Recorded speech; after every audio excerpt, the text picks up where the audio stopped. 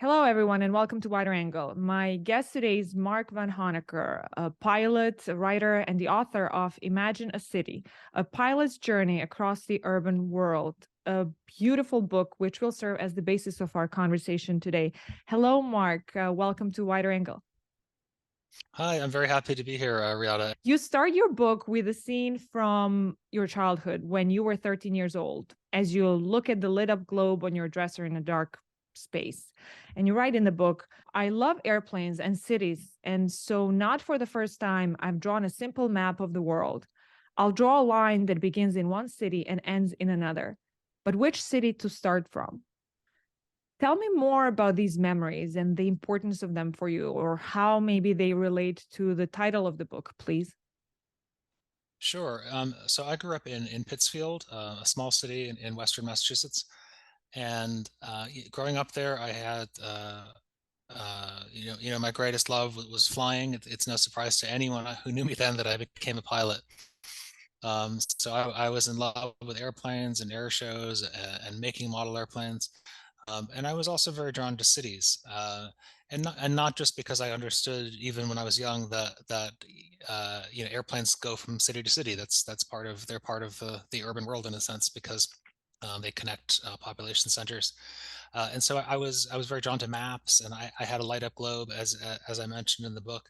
And the idea that these cities on the far side of the world were places that one could visit with relative ease, with an ease that would have surprised all of our ancestors, was very important to me. And those twin loves of airplanes and cities have stayed with me for my whole life.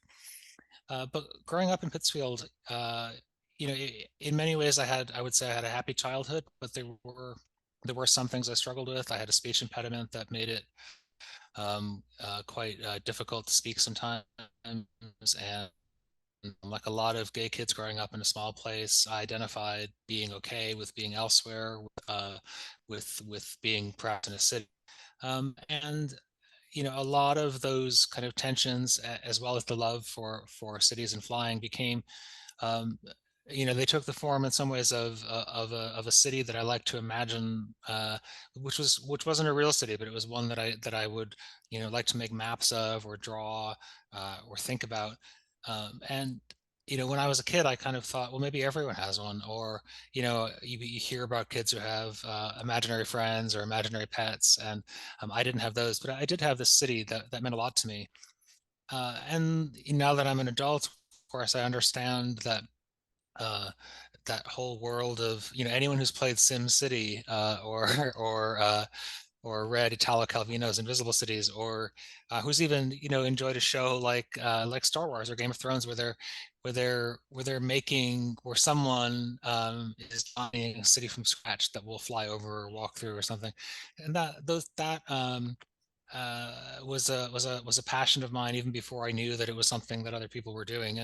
And when I was a kid, it meant a great deal to me. It was a kind of escape, I suppose, as well as a way of channeling my interests. And now that I'm an adult, it's served as a good framework for this new book. Mm.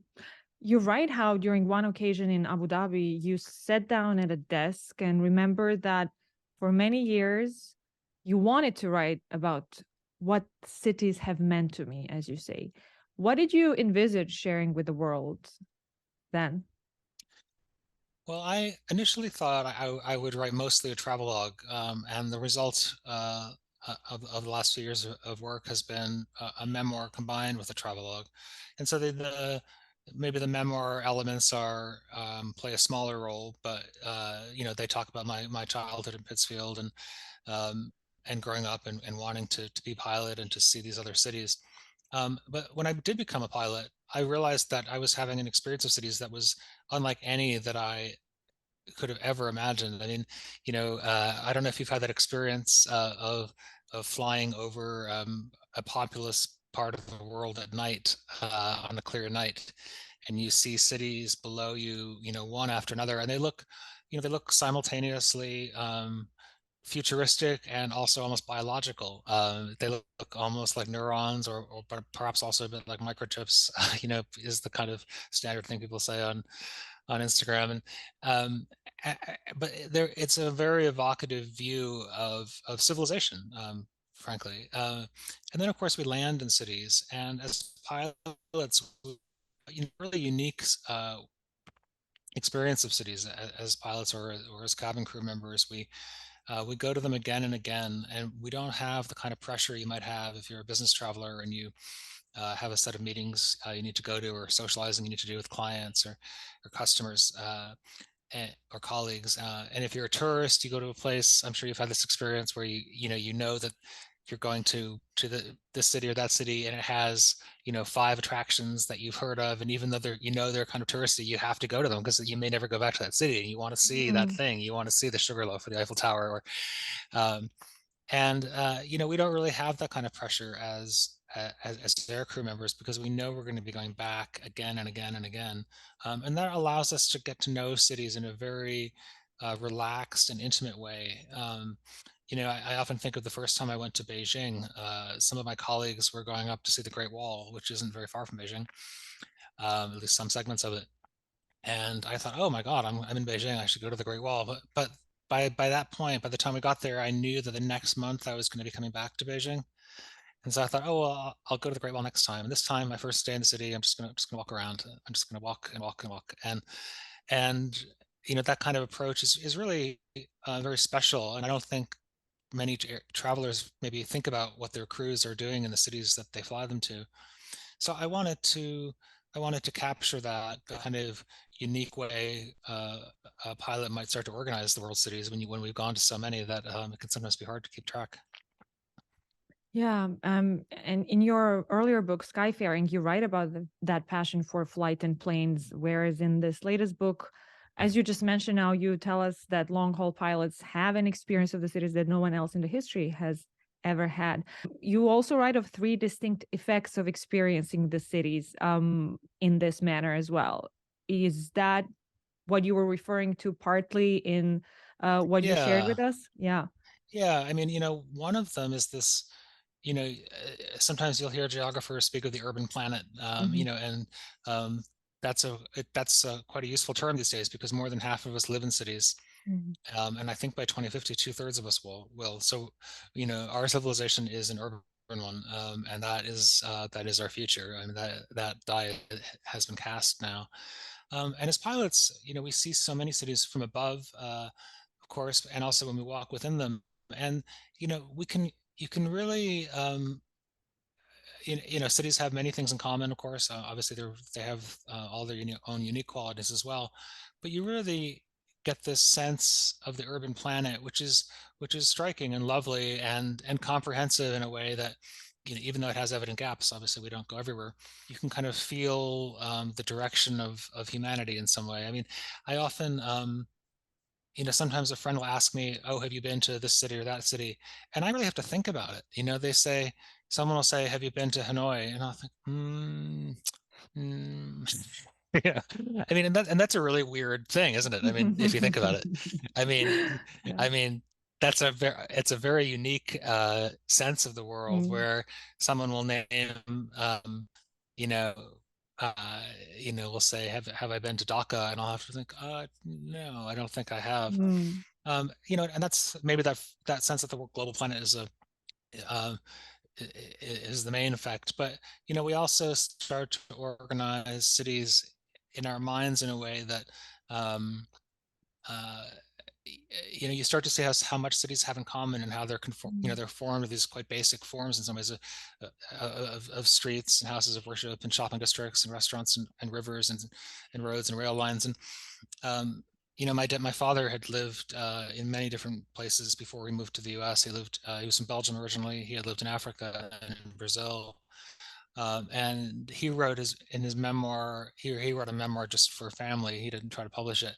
And he would often describe a city as, the city of the bicycles, the city of the Mm. 365 churches, Mm. which and we still speak of cities that way, don't we? You might say Mm. the city of sails, or the city of angels, or Mm. the city of light, obviously. Um, and Italo Calvino's Invisible Cities, which is a book which is a touchstone of mine in some ways. He also describes cities in terms of these basic concepts. And for me, between Calvino and my dad, and my own experiences, it seemed like the obvious Mm. framework for Mm-hmm. organizing the book. Mm-hmm. And of course, it's endless. I mean, I had to stop at a certain point. But for the topics, for the characteristics of cities that I found most compelling, it was a really lovely or a very natural way, let's say, to integrate Mm-hmm. the experiences I have of flying to so many That's places. what actually one of my questions was going to be related to that in terms of the themes and how you organize it, because I was curious how you chose the cities. Like you said, you had to stop at some points that you wrote about in the book, and they are framed according to these beautiful themes: city of beginnings, dreams, gates, poetry, etc. Blue. So how did you choose them? How did you pick them? Well, it was a very difficult choice. I mean, we go to there were so many cities I wanted to write about in this Yeah. book. Um, I was going to have a chapter on cities and mountains, Mm. and I think one of the things I've you realize as a pilot who flies to some of the world's most beloved cities is that the most photogenic places, the most stereotypically photogenic places are ones that combine mountains with water in a city. So you think of Hong Kong, Cape Town, Vancouver. When it's clear in Vancouver, which it isn't always. Maybe even LA, of course, with its mountains. And I really really wanted to do a chapter on cities and mountains that would talk about. And Seoul has its I can't remember how many there are. Maybe there's 4 holy mountains that are situated around the city. And I thought that would be a really good way to describe the geography of cities, was to think about cities with famous mountains or prominent mountains. Rio, if I didn't mention it, Rio de Mm. Janeiro is an obvious one. Uh, but I didn't get it. Eventually you have to stop. I was going to do cities and libraries because one of my favorite things to do in cities is go to their public libraries. And even if I never check a book out anymore. I guess I just, but they tend to be lovely places to read, and they tend to be quiet, and you get a sense of the life of a city. And I used to live in Boston, not too far from the public library there in Mm-hmm. Copley Square. Beautiful. And so that was a place. Yeah, it's a lovely, lovely spot. Mhm. And that was kind of that was going to be one of the centerpieces of the chapter. I went to Tianjin, which is east or southeast of Beijing, which has a very lovely new library. In Doha, there's a wonderful national library. New York, obviously. I mean, that it could have been a whole chapter, a whole book about books and I cities. was curious, how have these frequent travels to these same cities changed the relationship with them, in a sense that as you learn more information throughout the years and as you have revisited them? And I was particularly curious to learn, have you fallen out of love with some city? How did it evolve? Yeah, that's a good question. I can't think of a city that I've fallen out of love with, really, but there are places that change a lot, Mm-hmm. that I've seen change a lot. Mm. The Gulf cities obviously are changing so rapidly. Their skylines are changing almost in real time, and that's a very interesting thing to watch, especially I mean, I kind of think if I couldn't be a pilot, I might have been an urbanologist, studying, or an urbanist, I guess. One of the cities that has become much more accessible to me over the 20 years or so I've been flying is Delhi. When I first started flying to Delhi, the subway there, the metro was just being built, but it was in its infancy, and now it covers a whole most of the metropolitan region, and it's just completely transformed my sense of the place. It's obviously a very busy city. It's very densely populated. It's not the easiest place to move around if you don't have someone to help you or guide you or give you direction. I think it's an intimidating place for some foreigners to move around.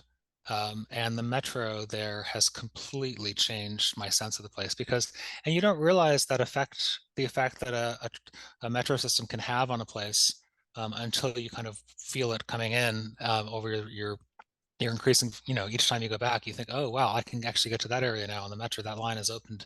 And cities also, you don't realize how much a mental map of a city is formed by its metro system. So like when I picture London, if you ask me to picture London, I might think first of the tube map, even before I thought of something Oh, interesting. like above ground. Yeah. Mm-hmm. or the same for Tokyo, which has this circle line going around it called the Yamanote line, which I talk about in the book. And it's a very common thing to hear from foreigners, but even from some of my Japanese friends, that the Yamanote line anchors their sense of the city because it's this green circle on every map, and that it's like a bullseye saying this is the center of the city, and it allows you to negotiate your sense of what's within it and without it, and to kind of watch that effect in Delhi has been has been joyful as a traveler, I think. And of course, when I come back to Boston and I see it's the T there, the subway system in Boston, um, I sometimes wish it had trains as fast and as nice as the ones in Delhi, but that's hopefully that's all. I'm sure they're planning all that, so I'll be patient. Mhm. I know this is subjective, but you have quite a unique opportunity to see cities, like you said, in this way. So I'm going to ask you, which city has the greatest skyline? Oh, well, that's a tough question. Skylines mean they seem like quite a my fascination with them seems quite childlike. Mm. Even now, growing up in Pittsfield, there's I think the tallest building is a downtown hotel. It's maybe 12 stories. And when our occasional trips when I was a kid, either with my parents or on a school trip, to Boston or even more startling New York, the skylines were such a big part of it. And I had this kind of really clear memory of being a kid and kind of going like this in the car in the back seat to be able to see the skyscrapers as they got closer and were suddenly above us.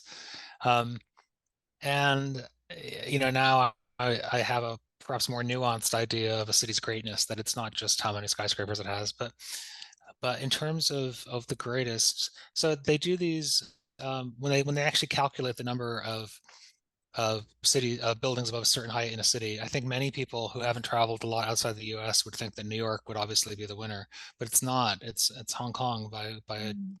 quite a margin. And Hong Kong skyline, especially with the water and the mountains we are talking about, give it a really dramatic. I don't know if you've had a chance to go there or see photos of Hong Kong Island Mm. or looking back from there at Kowloon. It is an extraordinary skyline. In New York, of course, is an amazing skyline. Um, Years ago, I spent a summer in Chicago, and when I was there, I was working at a shop for the summer just to make some money. And this French couple came in, and they were architects, and they had come to Chicago um, Mm. to see the skyscrapers Mhm. just for that. And you kind of forget that skyscrapers aren't just glass boxes. Mhm. They have a fascinating history, and from that Mm. perspective, Chicago maybe the most interesting skyline. I don't know. Yeah. Yeah. I think I might. I think I probably have to say New York. I mean, what else? I Mm. mean, nobody's going to fault you for choosing New York for the best skyline, I think, except for our Hong Kong listeners. And But we had an essay a couple of months ago in New Lines, which was a history essay about tourists a millennium ago who wanted to see the sites. And the author, Amir Benison, says that even medieval texts show us the impulse to travel is enduringly human. And there have always been those keen to explore and enjoy the world for less pressing reasons. So I was curious to ask you, how does that feel for you when you travel, when you're off duty? yeah, that's a good question, and I love that essay. Mm. There were books mentioned that I'd never heard of. There was one called Yeah. "A Visual Exploration of the Wonders of Cities," Mhm. and I thought, oh my God, I have to read that. And then I saw that it hasn't been translated. It's been translated to French. Maybe Right. the author said it has been partly translated into French. But if it's visual, then maybe I can just look at it, depending on depending on how many drawings Availability it and has. time. Yeah. Yeah. Um, yeah, when I go to a city as an ordinary traveler, I think I feel a little bit like like anyone else would, especially if it's a city that we don't fly to for work. Then I really want to get as much done as I can and see all the sites and maybe tire myself out a little more than I should. Mhm. One of, I mean, the other aspect of going to cities is when you go to them as a writer. So, Mhm. when some of these places that I went to in the book, I knew even before I went to them on the occasion that I wrote to them, that I wrote about them, that I would want to write about them. And I also do just regular travel articles often, and so you'll go to a place uh, and I really feel like I'm on the clock and I'm running around and I'm making videos. I'm like making sure my photos are geotagged so that when I take a photo of a restaurant, I can find it again later. I'm making notes. And I'm not really enjoying it in the way Mm. that you would hope that the reader of that article will. Mhm. It's very, it's not always the most pleasurable way to experience a city, even though you're trying to introduce it to other people so that they will enjoy it. Yeah, so the times I like my traveling least, I think, is when I'm writing about it in some ways. So it's nice to do. It was nice when I finished the book. Mm. When I finally finished the book, and I thought, well, the next time I go to Tokyo, I don't need to be making notes about the train line I loved or cafe Mm. I wanted to go to. I can just kind of experience it in the way that in the way that that we all would like to if we had the time.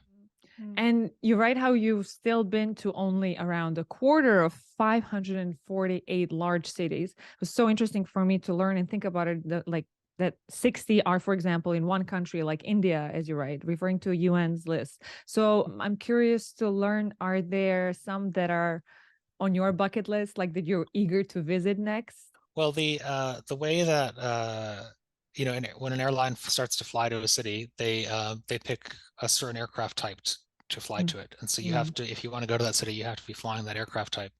And so I fly the Boeing 787 now, and it flies to a certain set of cities, and that kind of changes between the summer and the winter. Mm.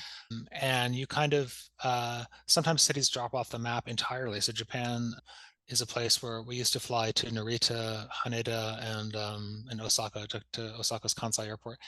And I kind of thought, oh, I can go to those places as often as I want. And then suddenly they changed aircraft type, but the routes were paused. And suddenly I thought, oh my God, am I ever going to go to Japan again? Like, I didn't Mm. know. Have I already had my last trip to Japan? The same for Sydney, actually. When I used to fly the 747, I would go to Sydney, and I have a pen pal there, a childhood pen pal, and I would meet up with her. And then all of a sudden, I switched to a different aircraft type, and I thought, oh, maybe I'm never going to go to Sydney again, like in my life, which is, a normal experience. Not everybody gets to go to Sydney every year, and yet it was a surprise to see them coming and going like that. So suddenly, in terms of places I'd like to go, so I mentioned it earlier, Hanoi. I've never been to Hanoi. Mm. I've never been to Dhaka, Mhm. and I've never been to Jakarta, which for a long Mm. time, Jakarta was actually, for many years, the largest city I'd never been to was Seoul Mhm. in South Korea. Mhm. But I have been there now. And the next largest city I haven't been to, I believe, is Jakarta. Do you think the travel changed after COVID-19 pandemic lockdowns? Well, the pandemic was, it was a shock for people in all sorts of industries, obviously, from a professional perspective. For travel, it had an enormous impact. And I remember the first few months. So I flew throughout the pandemic. I never stopped flying. Mm. And a lot of the flights we did were just cargo, but so much cargo, because there was such a premium on getting, goods from one place to another. So we would fly planes that were completely full of cargo, which is an experience that I hadn't had before. That was Mm. an odd experience. And walking through airports where all the shops had the metal gates down in front of them in the middle of the day with the lights off. I remember walking through Heathrow a few times where you didn't see any. There were no passengers, or like maybe 5 or 10, and that was a genuinely haunting sight, I think. And then some of the destinations we went to, we weren't. In some of them, we weren't allowed to leave our hotels, and in Mm. some of them, we weren't even allowed to leave our rooms. So we would get to a hotel. I remember flying to Bangkok, and we went to an airport hotel, and we went into the room, and we were not allowed to leave the room until whatever 36 hours later when it was time to fly back. And that was, I mean, that was jarring for all of us. I think it was a reminder that the world definitely hadn't gotten back to normal, of how long it had to go to get back to normal. And for me, it was a reminder of why I love cities, because I would get to these places that I that I kind of explored as if I would see them as many times as I wanted, and suddenly I wasn't allowed to leave my hotel. And it was, it kind of, it emphasized to me what cities have come to mean to me, when I could fly across the whole, literally to the other side of the world, and then not get a chance to see them. Hmm. How did that then change your perception of, well, not just the pandemic, but how has your perception of home changed over years flying as a pilot? Not just in terms of Pittsfield, which, as you tell us, serves as a lens through which you see other places, but just the idea of home. Yeah, that's a really interesting question. I mean, one of the reviews, of Imagine a City, which was in the Times in the UK, and it was called, it was a positive review. I was very pleased with it, but it had a line in it that was, something like a narrative of a personal narrative of unbelonging or something. Mm, It had the word unbelonging in the description of the book, that the book was about not belonging, and I was really surprised by that, because I feel, that the geographic scope of my job and of my life makes me incredibly focused on the people who are close to me and the places that matter to me. That it kind of distills. I mean, it's not. I'm not the first person to suggest that leaving home makes you appreciate it more. I mean, that's not mm, that's not a new idea. mhm, But I feel like pilots leave home in a way that almost nobody else does, and so that effect has been really intensified. And uh, I don't live in Pittsfield now, but when I come back to Pittsfield, the place I grew up, where, we still have a lot of friends, and my parents' friends are still here, and, um, you know, I do I do appreciate it in a way that of course, I couldn't as a child. But even as an adult, to come back now, and, I don't know if you have this feeling when you go home, but, you walk down the street and you think, like my elementary school has been demolished now, and there's like a little mini mall there. mm, And, I'll like drive past it and I'll see like, a family getting out of their car with, like, two 5-year-olds or something, or, two young kids, and they are, I don't know, they're going to the drugstore, or they're, whatever they're doing, whatever errand they're mm, doing, and they're walking on the place that I knew so differently, and I can never see it without thinking of that school. mm, And they will have their own places mm, that will change, as their lives go on, and they come back or don't come back.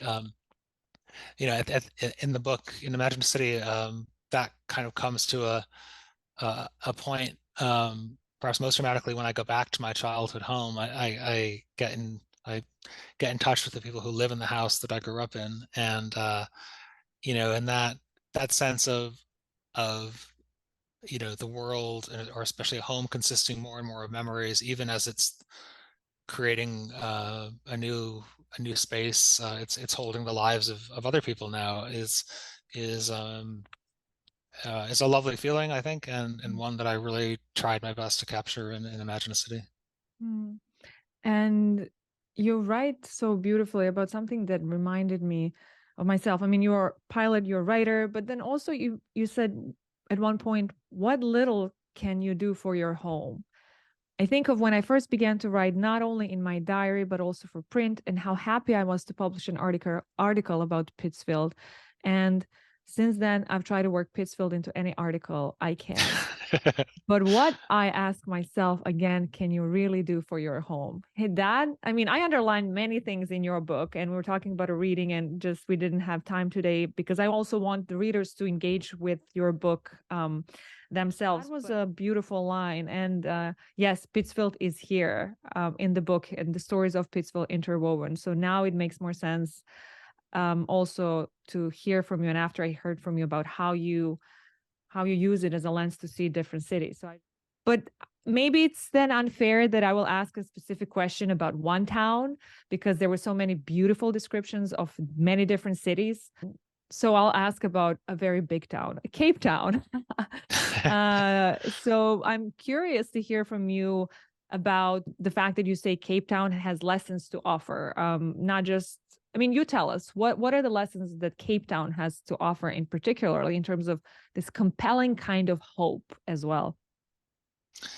Yeah, Cape Town is a place. So obviously, I should say that I come to it as an outsider. Hmm. I'm not from there, and I don't have access to just so many of the stories that have made it the place it is today. So I really do speak of it as an outsider with a limited perspective, as someone who goes there very often for work, but who is not and will never be from there. But that perspective, when I think of it, there was some, I even think of how it looked on my globe at home. I mean, it was not, it was not in my part of the world, obviously. And its name has this literalness to it, which is so compelling to a kid. Like, you knew what it was, right? There's a cape and there's a town. And its urbanity is kind of, it has this particular quality, especially when you come to it from above, because you see how comparatively isolated it is as a city. I mean, it is, I think they say Perth in Western Australia is the most geographically isolated city. It's the farthest from any other city of its size. But Cape Town has that, has something of that too. Its distance from, I mean, Johannesburg is the only other, major city in any distance, and that's a 2-hour flight. And so its urbanness has this kind of concentration, which is so visible when we fly to it from London, for example, and we pass over hours and hours of water, and suddenly come to it at the end of our flight.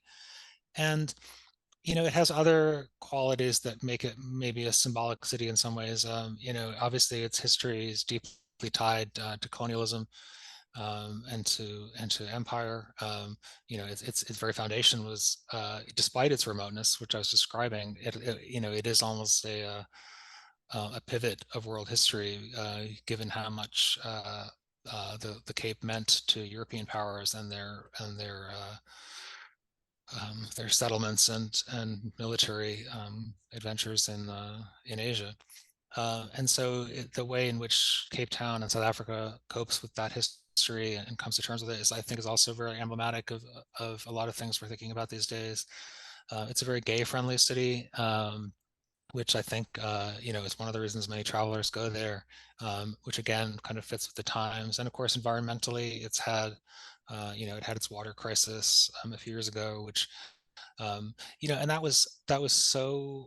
that story was so important in so many parts of the news media. And I wondered, if that had something to do with a kind of recognition of Cape Town's status as a sort of elemental city, or one that embodied, or a slightly distilled version of the urban world. And it's also, for anyone who's had a chance to travel there, I mean, it's a beautiful city. It's a physically stunning city, and that adds a certain poignancy to its challenges and its opportunities as well. Hmm. If you ever have a chance to go there, I hope you will. Definitely. Definitely. I've heard beautiful things about Cape Town. At the end of each conversation, sadly, that we're approaching, and right now, I ask my guests the wider angle of their work or story. So tell me, please, Mark, the wider angle of this traveling, of imagining the connections, or talking or realizing the connections maybe that you have noticed as a pilot in all these decades. What's the wider angle here? Well, that's a lovely question. My day job as a pilot, or my night job as it is often, in some ways it's very simple. I mean, the actual tasks aren't simple, but our job is to take people safely and comfortably from one place to another, and that's what's at the heart of it. But I do also have a sense of how important connection is, and how important, you know, connection between different parts of the world is.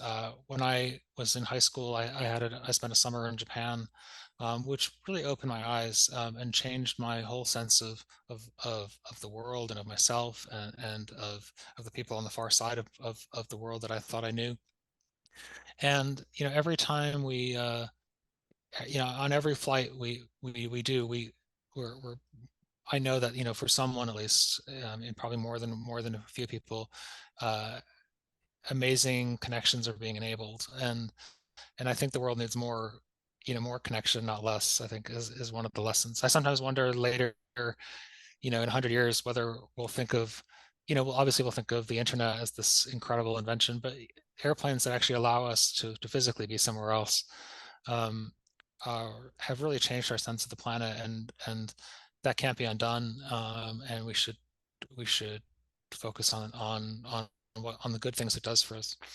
And in terms of a more general sense about what I've tried to do in this new book, home is your first places are always with you, I think. And if a pilot can't get away from them, then nobody can. So we should understand the importance of place, even in a world that's more connected than ever. Mm. Imagine a city, a pilot's journey across the urban world. Mark Vanhoenacker, thank you so much for joining Wider Angle. This was as lovely as the book is. I appreciate you joining us today. Oh, thank you, Riada. I really appreciate it. Thank you. And to all of you in the audience, stay tuned for more conversations with people from all over the globe. Have a good day. Bye.